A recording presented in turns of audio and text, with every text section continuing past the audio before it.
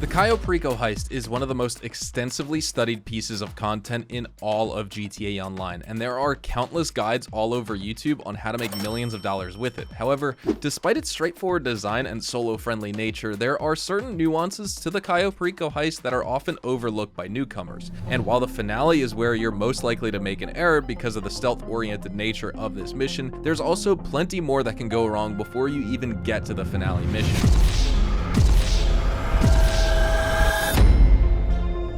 Which is why in today's video, I'm going to point out 20 of the biggest mistakes that beginners make in the CAYO PERICO heist. But more importantly, I'll also tell you how to fix these mistakes so your CAYO PERICO grind goes as smoothly and efficiently as possible.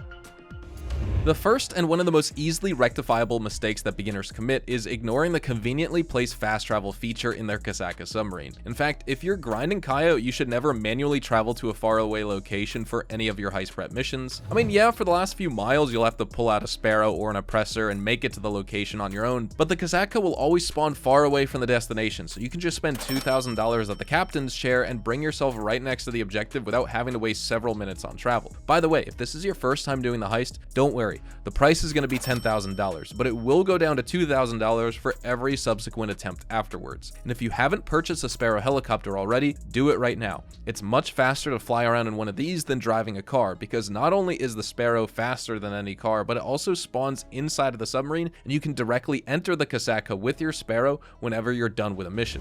Next up is a key part of the CAYO PERICO heist prep. We all know that Pavel requires us to procure unmarked and untraceable weapons as well as specialized equipment to break into the highly secure compound. But when was the last time you used demolition charges? Not only are they extremely loud and incompatible with a stealth approach, but the path you take while using the demolition charges involves a lot more combat, and as a solo player, there's a very high chance of failure. Nobody likes to waste time and miss out on the elite challenge too, which is why almost everyone these days uses the drainage gate to get inside. So why bother with the demo charge prep mission at all? The game tells you it's mandatory, but as soon as you grab the cutting torch from the construction site, the demo charge mission becomes optional on the planning screen and you can skip it entirely. So you only have to do 3 equipment prep missions instead of the total of 4. Now you know, which means you're one step closer to doing CAYO PERICO in less than an hour every single time.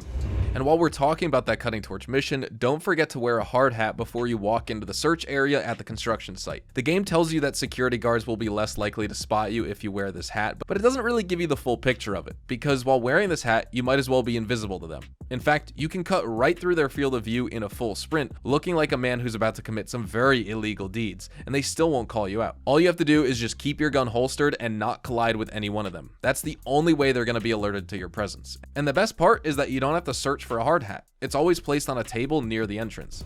Now let's fast forward a bit to the finale of the CAYO PERICO heist here. For a lot of beginners, they tend to skip the wall safe hidden inside El Rubio's office, and that's understandable because Pavel never mentions it to you during the heist, but he will congratulate you once you discover the safe by yourself and empty the contents inside of it. So unlike Pavel, I'm going to provide you with actually useful info and tell you that the wall safe is located on the opposite side of the room from the fingerprint scan and to the right of El Rubio's desk. Inside, you'll find about $35,000 to $45,000 on average, but sometimes you can get super lucky and grab over $90,000. So don't forget this bit of loot when you're inside of El Rubio's compound.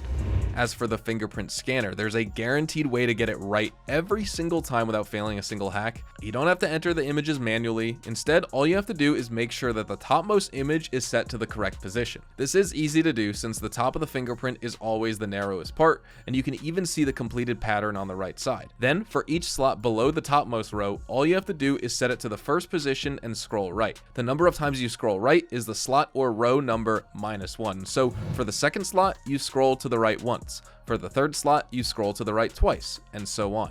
Just make sure that you're starting with the default position, which is going to be that topmost scan, and scrolling right from that one downwards. Using this method, you can complete a full scan in less than 40 seconds every single time. Now, when you land at the airstrip in CAYO PERICO for your intel gathering mission, ignore the hangars and warehouses on either side of the strip. Just grab a bike and get straight to the communications tower.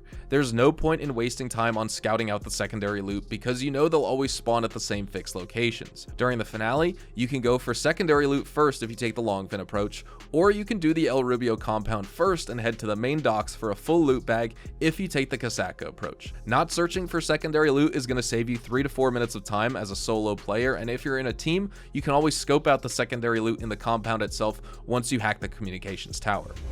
And when you're going into the communications tower, don't drive along the road. If you somehow manage to avoid the vehicle patrols, you'll eventually hit a checkpoint with a gate, a camera, and a guard tower, and you'll waste a lot of time just standing around and waiting for the guards to look the other way. Instead, what you can do is cut to the left where there's no fence and avoid the checkpoint entirely. There's also going to be a little hill blocking the way, but a dirt bike will have no problem climbing over it.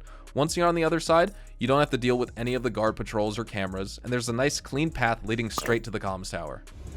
If you choose to take the Longfin speedboat as your approach vehicle to CAYO, congrats! It's the best way to get in and around the island. However, I bet there's a huge chunk of players, especially new ones, who don't know how to shake off the cops at the police station. They barge in, start shooting, and bring the cops all the way with them to the docks. Or they reverse into the parking lot with their semi-truck and get shot down before they can get out with the Longfin attached to the back. Well, there's an easy way to avoid all this unwanted attention from Los Santos' finest. Just park your truck outside the gate, walk in with a gun, and lay waste to every single officer there. Then before reinforcements arrive, blow yourself up with a sticky bomb to reset your wanted level. And that's it. You can now reverse into the parking lot with your truck and take the Longfin away without any trouble. The cops are not going to come after you.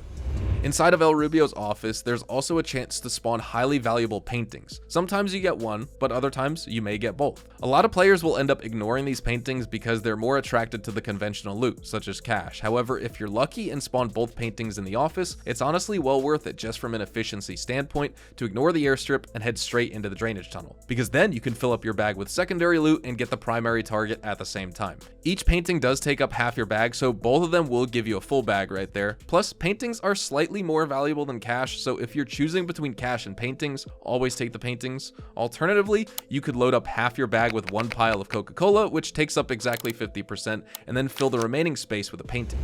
And while you're in the hangar searching for your secondary loot, don't forget to check the upper level as well. You can get there by using the forklift to lift the nearby crate, and once the crate is all the way up, you can use it like a platform to clamber over the steel fence and steal the second stash of loot. Also, did you know that you can collect a golden pistol from El Rubio's desk in his office? But first, to do that, you need a key, which can be found on the body of a sleeping guard who randomly spawns in one of 8 different locations across the map. This guard will be shown with a blue dot, and you can walk up to him and loot the key from his pocket. Look for NPCs sleeping around liquor stores during daytime while you're in the free roam, and that's how you can get the key. Very, very simple right there. Apart from the demo charges, there is one other prep mission that you want to avoid at all costs. Not because it's optional, but because it's incredibly tedious as well as a giant waste of time. Longtime CAYO veterans know which one this is. I'm talking about the Merryweather HQ weapons prep mission, in which you tail a Merryweather chopper all the way across the map. Generally, what you want to do when you're given this mission is reset the chances by just joining a new invite-only lobby with the Casaca set as your spawn location. It's only going to take you 5 or 10 seconds, and you can keep repeating this until you get the Penrith building or 707 Vespucci location instead. However, restarting the lobby may not always be an option if you're playing with a team, so if you have missiles equipped on your Casaca, you can also just blow up the helicopter instead. That will fail the mission and you can retry. Once you do get the 707 Vespucci or Penrith building, never go in through the bottom entrance unless you want a firefight. The easy way is to sneak in through the roof, and you can do this if you have a Sparrow or any other kind of flying vehicle. Just land it on the roof, walk in through the door, kill 4 guards, and you'll be able to walk away with the unmarked weapons. This is going to be the stealth route here, and it's much quicker than the alternative. Also, on your way out of the building, take the elevator to the roof. Again, if you go out the front door, there's a massive convoy of enemies waiting for you there, plus your vehicle's on the roof. Once you get to the roof, don't kill the pilots in the Merryweather choppers either. Instead, go for the gunners. That way, the choppers won't respawn, and they'll basically just hover around you harmlessly while you fly back to your Casaca. On your planning screen, when you set up the finale, you'll be given a bunch of options: approach vehicle, entry point, escape route, etc. Here, all that matters is selecting the right entry point. You can select any time of day. You don't even need to buy or equip suppressors either if you don't want. They're automatically going to be attached to your weapons. However, do not use your pre-planned escape route, as there's a much faster way to leave CAYO Perico, and it's right next to El Rubio's compound. Once you exit the compound, grab the dirt bike in front of you and turn around towards the edge of the island, which should be right below you on the map. On the way, you'll see a chopper and a guard. You can ignore both of these and basically just jump straight off the cliff into the ocean below you. Keep swimming for a minute, you'll see a ravine that's going to dip down into the ocean floor, and you'll also see a few sea mines, and eventually the text on the bottom of the screen, if you're heading in the sea mine direction, will say escape Cayo Perico, and that's going to disappear, indicating that you've completed the heist. This route is going to be way faster than driving all the way back to the main docks or airstrip to leave.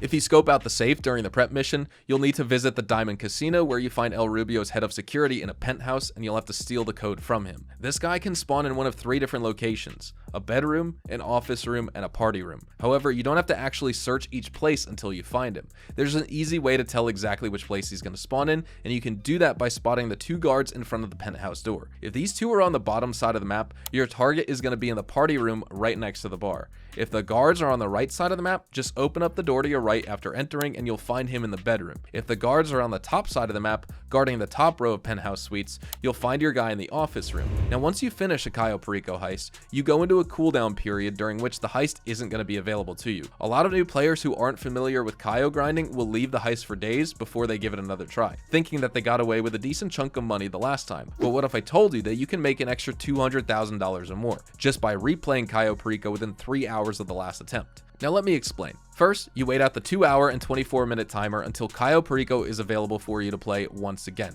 Pavel will then notify you that you can play again, after which you have exactly 48 minutes during which you can deposit the $100,000 setup fee to enable hard mode. In hard mode, you have 0 extra lives and you get 4 hacks instead of 3. However, the primary target is going to pay you 10% more. So for example, if you're robbing a pink diamond, instead of the usual $1.3 million, you'll get $1,430,000. And that's not all. The Elite Challenge is also going to pay you $100,000 instead of the usual $50,000 that you get in normal mode. So next time you play Cayo, set a timer for 2 hours and 30 minutes and get back to your Kasatka so you can lock yourself in for hard mode. The good news here is, once you're locked in, you don't have to play it immediately. However, depositing the setup fee within that time window is going to be crucial here, so keep an eye out for Pavel's message inviting you to start a new heist. Also, the cooldown between heists is 48 minutes if you're playing duo. It's 2 hours and 24 minutes only for solo players. And there you have it. These are going to be the top 16 mistakes that beginners make in Cayo Perico, along with all the solutions. Let me know what you think in the comments down below. Are you a Cayo noob or a Cayo veteran? And are there any other mistakes that you've seen players make during the Cayo Perico heist that you'd like to share in the comments? One final thing to note is that you can alert the guards even if you kill them with a suppressed gun, because since the last Cayo Perico patch, Rockstar has made it so that guards can see their fallen comrades. So if you kill someone, make sure he isn't on the patrol route of another guard. Otherwise, you're going to get spotted and an alarm is going to sound throughout the entire compound. By the way, if the Juggernaut's also causing problems for you, sneak up from him from behind, smack him with a handheld explosive, and then once he's on the ground, unload an entire magazine into his back. That should prevent him from snooping around, as well as finding the people you've killed, which in turn should help you make the heist finale just a little bit faster. So with that being said, we're going to wrap things up right here. Thank you guys so much for watching. Drop a like if you guys enjoyed today's video and you found the information helpful. Subscribe to the channel if you guys are brand new and you want to see more GT Online content like this. Also, make sure to check me out over on Twitch, Twitter, and Instagram. My social media that can be found in the description down below is at HazardousHDTV. I would love to have you guys get involved with the community live streams over on Twitch at HazardousHDTV. And with that being said, I will see you guys in the next GTA 5 online video. Adios, amigos.